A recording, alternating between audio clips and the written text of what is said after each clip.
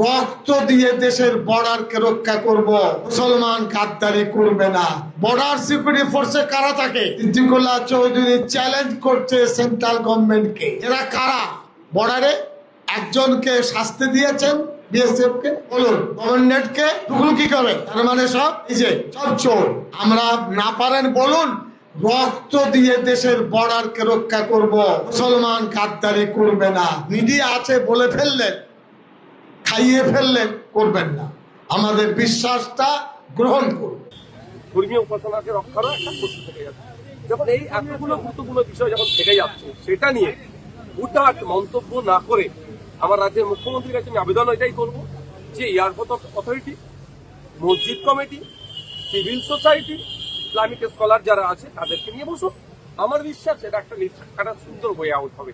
কারণ তখন বুদ্ধবাবুর আমল ছিল, সেন্ট্রাল এভিয়েশন মিনিস্টার তখন বিজেপির আন্ডারে ছিল, তারা এসেছিলেন এখানে, তারা আলোচনা করেছেন, বেশ কিছু কি নোটও ছিল, সেই নোটটাও তোলা হোক। তখন কি কি বিষয়টা নিয়ে আলোচনা চর্চা হয়েছিল সেগুলো থেকে অনেক দেখা যাবে। অহেতুক এটাকে নিয়ে এই মসজিদটাকে কেন্দ্র করে বিশৃঙ্খলা তৈরি হোক বা বাজে পারসেপশন তৈরি হোক, এটা আমি চাই না। এর জন্য একটা গোল টেবিলের খুবই প্রয়োজন আছে।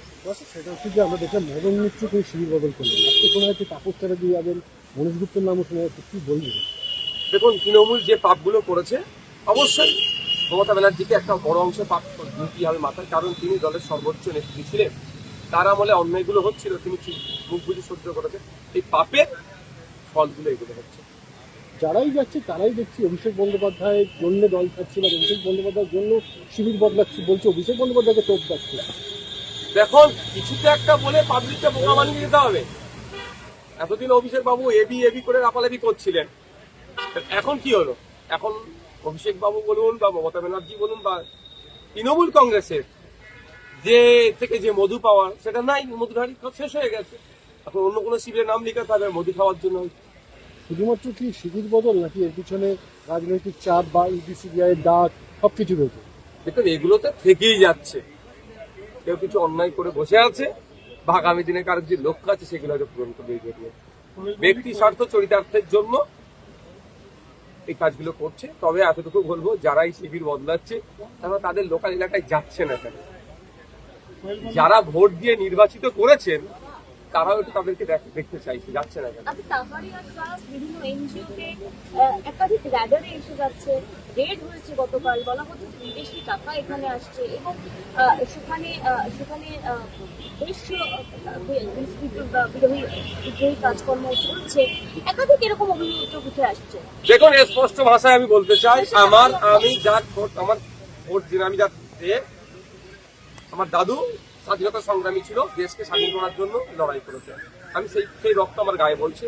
দেশের মধ্যে থেকে দেশবিরোধী কর্মকাণ্ড কেউ করলে তার কোনো ছাড় নেই। কিন্তু দুর্ভাগ্য, পূর্বে অনেক ধরনের অভিযোগ অনেক জায়গায় এসেছে, শুধু মিডিয়া ট্রায়াল চলেছে, বাস্তবে দেখেছি নীল। এক্ষেত্রেও তাইরিয়া ফাউন্ডেশন বলুন কি সংস্থা বলছে, যে কেউ যদি এফসিআর এর মধ্যে টাকা নিয়ে আসে তাদের কোনো অপরাধ করেনি। হ্যাঁ, এফসিআর এর সময় এখন যে বর্তমানে কেন্দ্র সরকার চলছে, প্রচুর লোকের এফসিআর বাতিল করে দিয়েছে। বিদেশি টাকা যারা অনুদান নেয়, সে নিয়ারও প্রভিশন আছে, সে টাকা নিয়ে কোথায় কিভাবে খরচ করছে সেটা দেখার দায়িত্ব। তদন্ত যদি অন্যায় করে থাকে, একটাও না ছাড় পায়, তবে হ্যাঁ, আমার অনুরোধ এটাই, উইদিন 6 মান্থ তদন্ত প্রক্রিয়া শেষ হোক। তাহলে ইডি, সিবিআই, এনআইএ সব নিচ্ছে, তদন্ত কচ্ছপের গতিতে চললে হবে না।